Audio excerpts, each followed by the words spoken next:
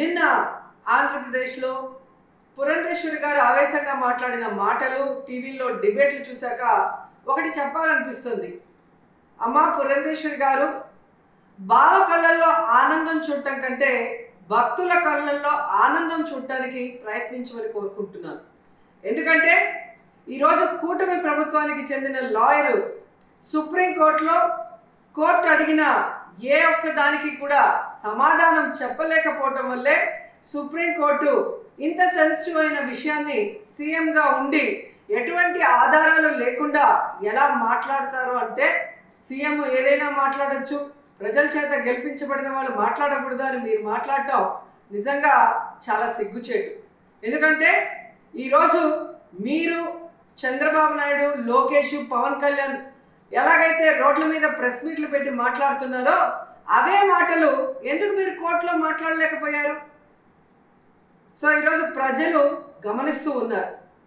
ఎటువంటి ఆధారాలు లేకుండా లడ్డూలో టెస్ట్ చేయలేదని మీ లాయర్ చెప్పిన తర్వాత, ఎటువంటి ఇన్వెస్టిగేషన్ జరగకుండా చంద్రబాబు నాయుడు పవిత్రమైన తిరుమల లడ్డూ మీద అంత పెద్ద నింద వేసి మరి మత కల్లోలాలు సృష్టించే పరిస్థితి వచ్చినప్పుడు సుప్రీంకోర్టు అడగటంలో ఏం తప్పు ఉందని నేను అడుగుతున్నాను.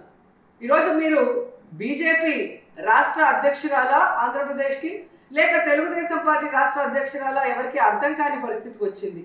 ఎందుకంటే బావ కళ్ళల్లో ఆనందం చూడటం కోసం బావ చేసే తప్పుల్ని వెనకేసుకొస్తున్నట్టు ఉంది. కానీ ఈరోజు 140 కోట్ల హిందువుల మనోభావాలను దెబ్బతీసే చంద్రబాబు నాయుడు స్టేట్మెంట్ని సరిదిద్ది అందరికీ ఊరట కలిగించాల్సిన బాధ్యత బీజేపీలో ఉన్న రాష్ట్ర అధ్యక్షురాలుగా మీకు ఉంది అన్న విషయాన్ని తెలుసుకొని, మరి పైన బీజేపీ పెద్దలు ఎవరైతే ఉన్నారో ప్రధానమంత్రి గారికి కానీ, అలాగే సుప్రీంకోర్టులో మీ లాయర్తో మరి ఇన్వెస్టిగేషన్కి రెడీ కమ్మని చెప్పండి.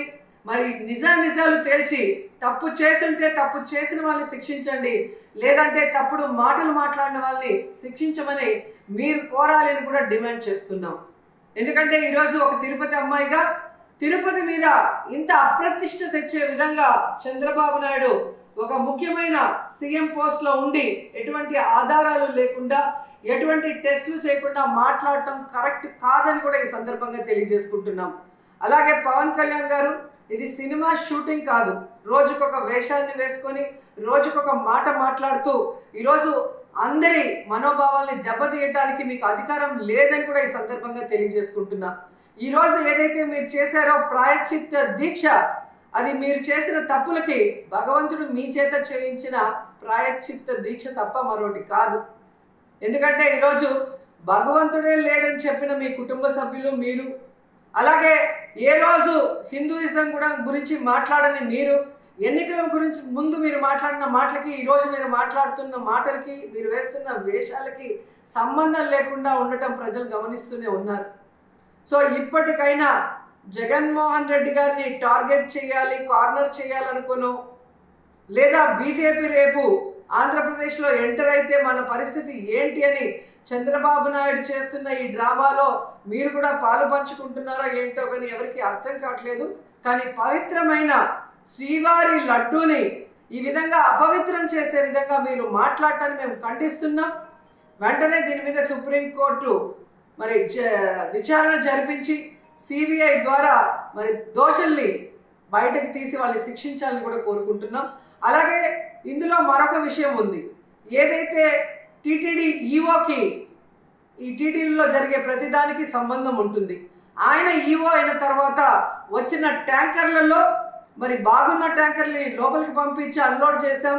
ఏవైతే వెజిటబుల్ ఫ్యాట్, వనస్పతి ఉంది అని చెప్పి వాటిని రిజెక్ట్ చేసి వాడకుండా బయటికి పంపించామని చెప్పిన ఈఓ గారు 2 నెలల తర్వాత సెప్టెంబర్లో చంద్రబాబు నాయుడు మరి ఏ విధంగా అయితే ఎనిమల్ ఫ్యాట్ కలిసి ఉందని అబద్ధం చెప్పిన తర్వాత కలిసి ఉందేమో అని మాట్లాడటం గమనించి ఆ ఈఓని ఆ పదవి నుంచి పక్కకి తప్పించి అతనికి కూడా నోటీసులు ఇచ్చి విచారించాలి.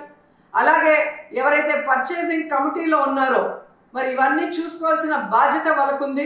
ఆ కమిటీలో ఉన్న వాళ్ళందరికీ కూడా నోటీసులు ఇచ్చి విచారించాల్సిన అవసరం ఉంది. అలాగే విజిలెన్స్లో మరి తప్పు జరుగుతూ ఉంటే ఏం చేశారు ఆ అఫీషియల్ కూడా నోటీస్ ఇచ్చి అన్నీ కూడా విచారించాల్సిన బాధ్యత మీ మీద ఉంది. ఎందుకంటే ఈరోజు చంద్రబాబు నాయుడు, పవన్ కళ్యాణ్ అపోజిషన్లో లేరు. అపోజిషన్లో ఉండి మాట్లాడింటే ఓకే అని చెప్పి ఎవరైనా కూడా మీ మాటలు నమ్మే అవకాశం ఉంటుంది. కానీ ఈరోజు మీరు అధికారంలో ఉండి విచారించాల్సిన అధికారం మీ చేతిలో పెట్టుకొని ఈరోజు ఆధారాలు సేకరించాల్సిన బాధ్యత మీ దగ్గర ఉండి కూడా అవేవి చేయకుండా కేవలం జగన్మోహన్ రెడ్డి గారి మీద నిందలు వేయాలి, వైఎస్ఆర్సీపీ అనేది లేకుండా చేయాలి అన్న ఒక కాన్సెప్ట్తో మీరు ముందుకు వెళ్ళటం వల్లే ఈరోజు అది బ్యాక్ ఫైర్ అయ్యి మీరు చెప్తున్న అబద్ధాలు ప్రజలందరూ కూడా గమనించే పరిస్థితి వచ్చిందని కూడా ఈ సందర్భంగా తెలియజేసుకుంటున్నాం. సో ఇప్పటికైనా శ్రీవారి పవిత్రమైన లడ్డూ జోలికి పోకుండా మీరు ఇకనైనా ఈ డ్రామాలు ఆపితే బాగుంటుంది. సుప్రీంకోర్టు విచారణకి మేము సిద్ధం, సిబిఐ వేసుకున్న మేము సిద్ధమని చంద్రబాబు నాయుడు, పవన్ కళ్యాణ్ అలాగే పురంధేశ్వరి గారు చెప్పాల్సిన అవసరం కూడా ఉందని చెప్తున్నాను.